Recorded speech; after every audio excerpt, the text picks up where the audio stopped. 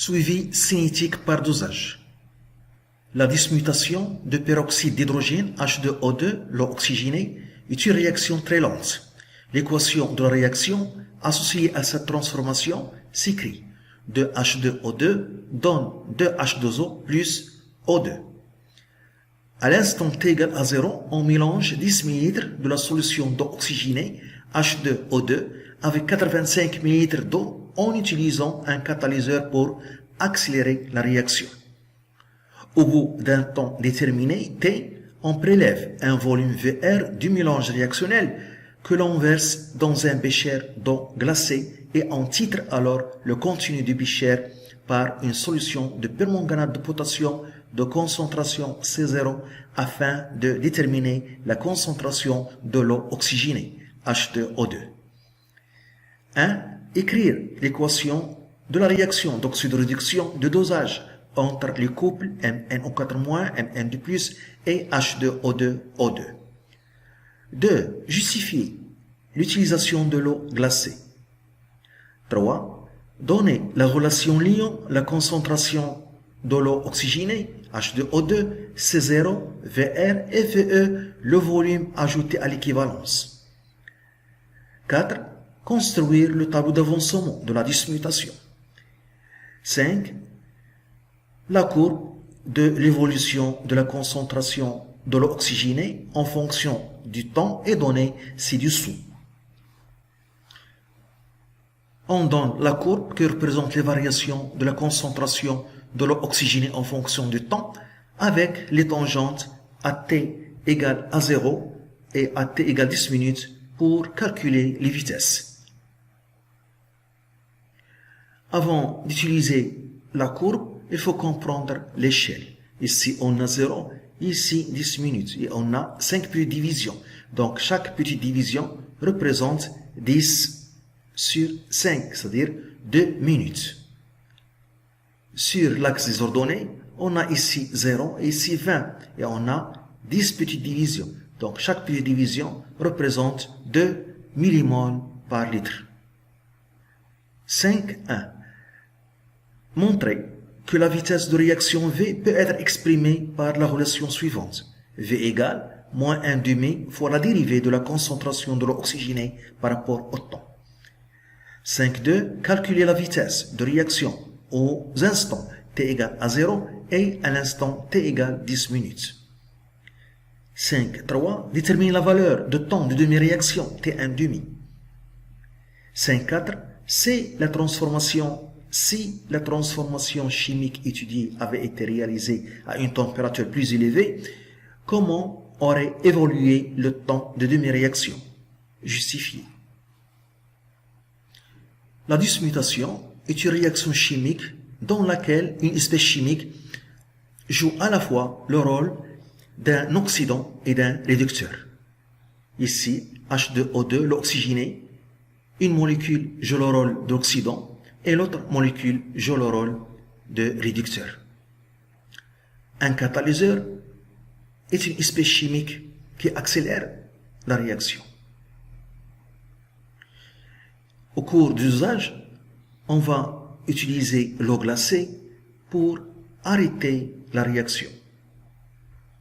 Car à un instant T, on veut doser l'eau oxygénée. On veut connaître la quantité de matière de l'eau oxygénée. On veut connaître à un instant donné la concentration de l'eau oxygénée. Donc, à cet instant, il faut arrêter la réaction par refroidissement et par dilution en utilisant l'eau glacée.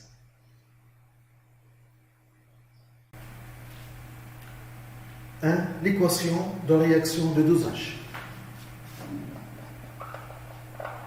L'équation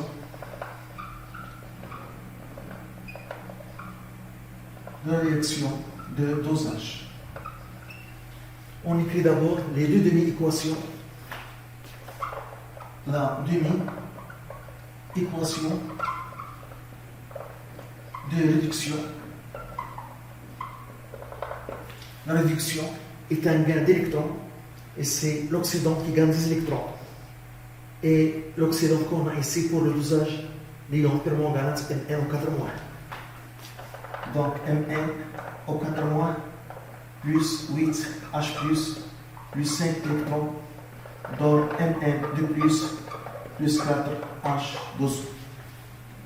La demi-équation d'oxydation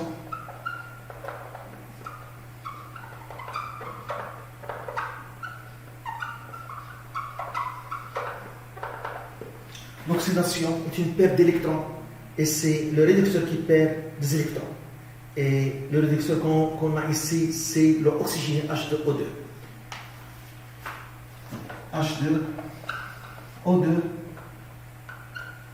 se transforme en O2. Donc, deux atomes d'oxygène, deux atomes d'oxygène, deux atomes d'hydrogène, je dois ajouter ici 2H+. La charge ici 0, on doit avoir 0 dans le deuxième membre, donc plus 2 électrons. Je dois multiplier la première demi-équation par 2 et la deuxième par 5 pour avoir le nombre d'électrons gagnés est égal au nombre d'électrons perdus avant de sommer les deux demi-équations. Donc on a 2 Mn au 4- plus 5 H2O2 plus, dans le premier membre, on aura 16 ions H+, et dans le deuxième, 10 H+. Donc il reste 6 dans le premier membre. Donc 2 Mn de plus 5 O2 plus 8 H12.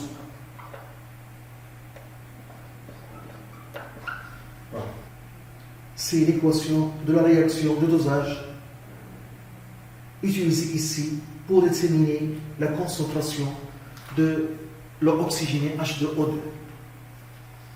Deuxièmement, pourquoi on utilise l'eau glacée? Donc, deuxièmement, justification.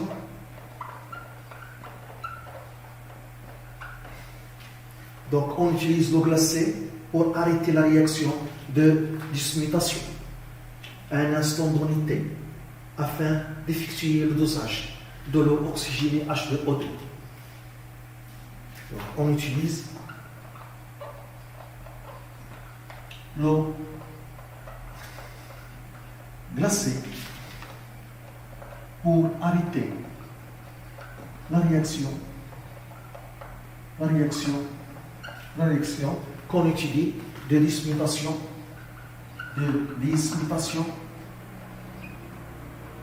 par refroidissement de l'eau glacée et dilution. Par refroidissement et dilution.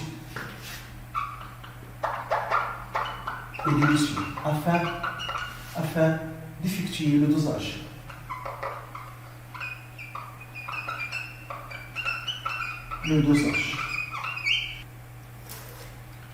Troisièmement, la relation à l'équivalence.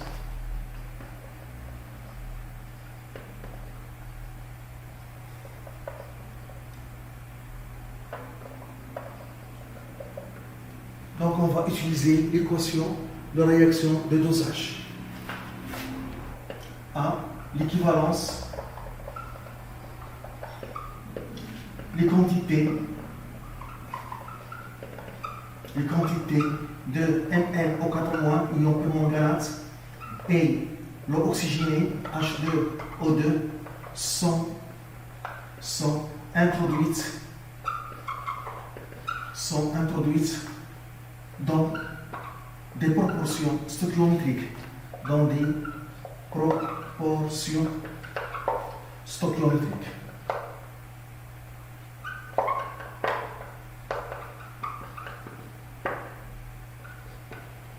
Stoichiométrique. Cela signifie que la quantité de H2O2 de l'eau oxygénée sur le coefficient stoichiométrique de H2O2 dans l'équation de réaction de dosage qui est 5 égale à la quantité d'ions permanganate Mn au 4- sur le coefficient stoichiométrique de cet ion Mn au 4- qui est 2. La quantité de l'eau oxygénée, c'est la concentration de l'eau oxygénée fois le volume VR sur 5 égale la quantité d'ion permanganate MnO4-, c'est la concentration C0 fois VE, le volume ajouté à l'équivalence par la burette sur 2. Donc la concentration de H2O2 est égale 5 sur 2 fois C0 fois VE, le volume ajouté à l'équivalence, sur VR. À l'instant T égale à 0, on réalise le mélange réactionnel, l'eau oxygénée H2O2 avec l'eau, pour que la réaction de dissolution de l'oxygéné se produit. À un instant T, par exemple, après 5 minutes, on prélève le volume VR de mélange réactionnel et on dose l'eau oxygénée H2O2 par les ions permanganate MnO4-. À l'équivalence, on note le volume VE ajouté par la burette. À l'équivalence, le mélange se décolore. Et on calcule à cet instant la concentration de l'eau oxygénée H2O2. À l'instant T égale 10 minutes, on refait la même opération et le même calcul. Après 10 minutes, on prélève le volume VR et on dose l'eau oxygénée avec les ions MnO4- et VE et le volume ajouté à l'équivalence. Et on calcule la concentration de l'eau oxygénée H2O2. Donc j'aurai un tableau dans lequel il y a les concentrations de l'eau oxygénée H2O2 et les dates correspondantes. Donc on peut représenter les variations de la concentration de l'eau oxygénée en fonction du temps. Quatrièmement, le tableau d'avancement de la réaction de dismutation. Le tableau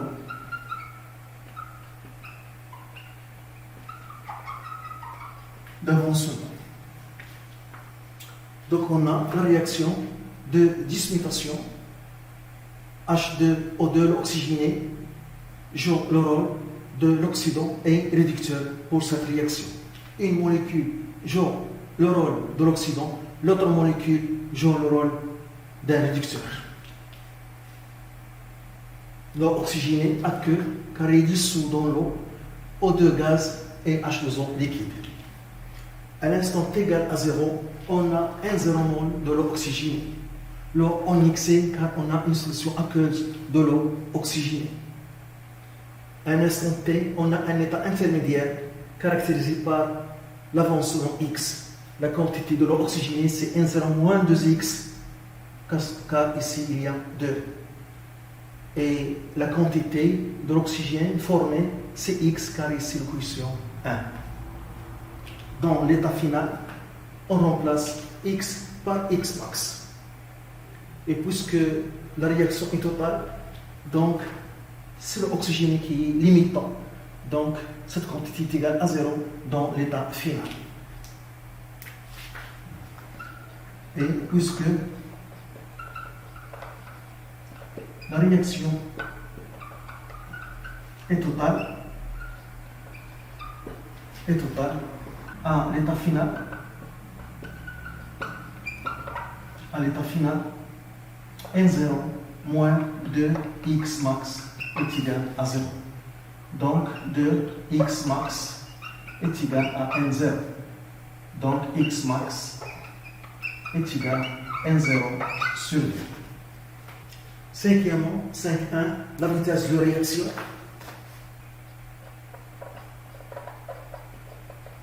La vitesse de réaction. Par définition, la vitesse de réaction s'écrit 1 sur le volume du mélange fois la dérivée de l'avancement par rapport au temps. À l'instant t, on a la quantité de H2O2 N0 moins 2x. Donc N de H2O2 à un instant t est égal à N0 moins 2x. Donc 2x est égal à N0 moins N H2O2. Donc x est égal à N0 sur 2 moins 1 demi N H2O2. Et je dérive cette équation et je remplace ici. Donc dx sur dt est égal. N0 sur 2 est une constante. Donc sa dérivée est égale à 0. Donc je dérive la quantité de H2O2 car il varie en fonction de temps.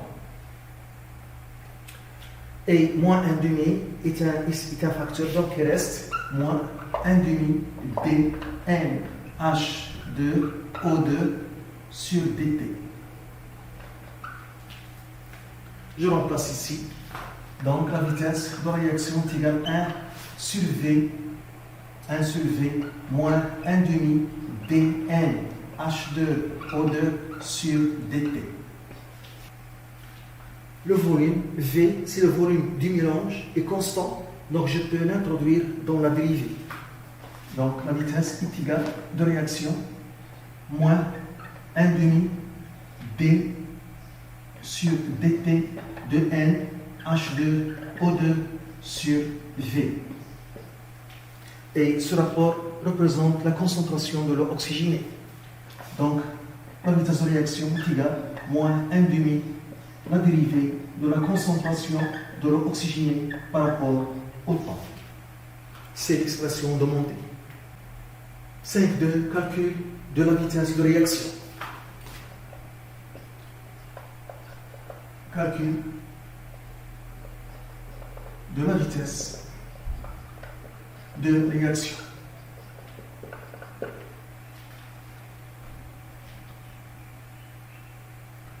On a l'expression de la vitesse de réaction V égale moins 1 demi la dérivée de la concentration de l'eau oxygénée par rapport au temps. La valeur de la dérivée, c'est la valeur de coefficient directeur de la tangente à la courbe à un instant t donné. Donc, cette dérivée sera calculée graphiquement. C'est la valeur de coefficient directeur de la tangente à la courbe à un instant donné t. Donc à t égale à 0, on a donc la vitesse de réaction est égale à moins 1 demi, donc fois la dérivée. Et la valeur de la dérivée, c'est la valeur de coefficient directeur de la tangente à la courbe à l'instant t égale à 0, qui est tracé.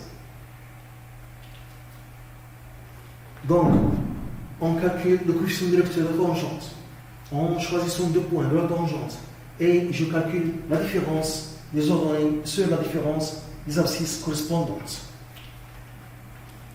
Alors, la différence des ordonnées que j'ai choisies, 73 millimoles par litre et 0.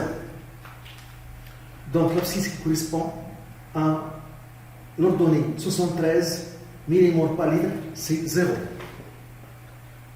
Et l'abscisse qui correspond à l'ordonnée 0, c'est 16. Donc on trouve à cet instant la vitesse, donc il sera positive car ce rapport il est négatif, avec ceci moins, donc la valeur sera positive.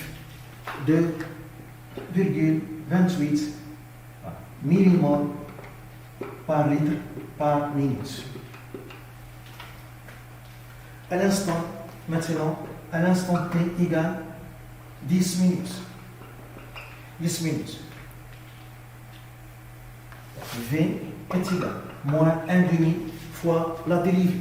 La valeur de la dérivée, c'est la valeur de coefficient directeur de la tangente à la courbe. À cet instant, t égale 10 minutes. Donc, je calcule le coefficient directeur. La différence des ordonnées sur la différence des abscisses correspondantes. En choisissant deux points. Donc, les points que j'ai choisis, 64 moins 0. Donc, l'abscisse l'abscisse qui correspond à l'ordonnée 64, c'est 0. Et l'abscisse qui correspond à l'ordonnée 0, c'est 26. Donc V, on trouve V égale 1,23 millimol par litre par minute. Voilà. Ce rapport est négatif avec ceci moins donne une valeur positive. Donc, on remarque que la vitesse diminue avec le temps, en fonction du temps, car la concentration de l'oxygène diminue. C'est pourquoi la vitesse diminue au cours du temps. Donc c'est toujours comme ça. Pour n'importe quelle réaction chimique, la vitesse diminue au cours du temps, car la concentration des réactifs diminue. 5.3, le temps de demi-réaction. Le temps de demi-réaction. T1 demi. Donc on a la concentration de l'eau oxygénée H2O2 est égale à la quantité de l'eau oxygénée sur le volume V. Donc je dois chercher la concentration de l'eau oxygénée à l'instant T1 demi. À l'instant T1 demi. Au temps de demi-réaction. Car on a la courbe qui représente les variations de la concentration de l'oxygène en fonction du temps. Donc la concentration de H2O2 à T1 demi est égale à la quantité de H2O2 à T1 demi sur le volume. On a, d'après le tableau d'avancement, que la quantité de H2O2 est égale à N0 moins 2x. Donc la quantité de H2O2 à T1 demi égale N0 moins 2x à T1 demi. Donc N à T1 demi de H2O2 est égal à N0 moins 2x à T1 demi. Donc N à T1 demi de H2O2 est égal à N0 moins 2x max sur 2. On a dit que x max c'est N 0 sur 2, x max. Je vais simplifier par 2 et je vais remplacer x max par N0 sur 2. Donc N à T1 demi de H2O2 est égal à N0 moins N0 sur 2. Donc est égal à N0 sur 2. Donc la concentration de H2O2 à T1 demi est égale à N0 sur 2 sur V, qui est égal à N0 sur 2V. Et N0 sur V, c'est la concentration initiale de l'eau oxygénée. Donc la concentration de l'eau oxygénée H2O2 à T1 demi est égale à la concentration de l'eau oxygénée initiale sur 2. Et on peut lire cette concentration initiale de H2O2 sur la courbe, à T égale à 0.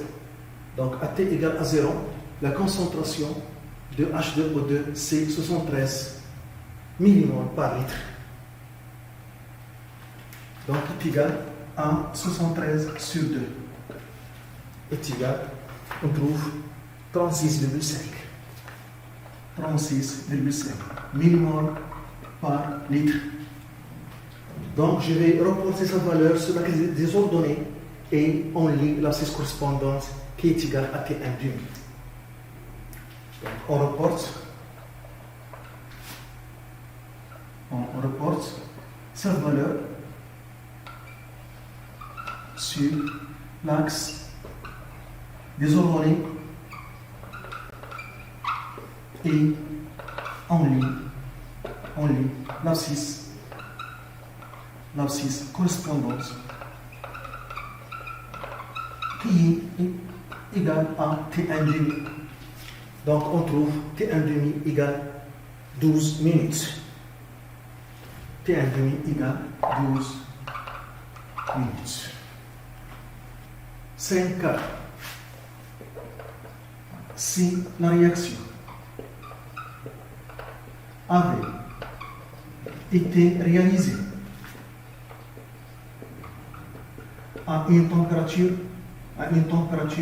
plus élevée.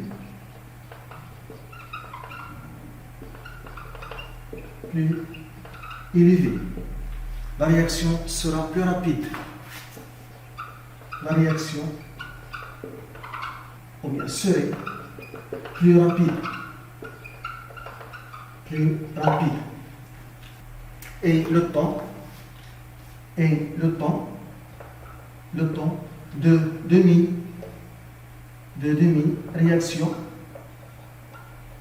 demi-réaction T1 demi serait plus petit.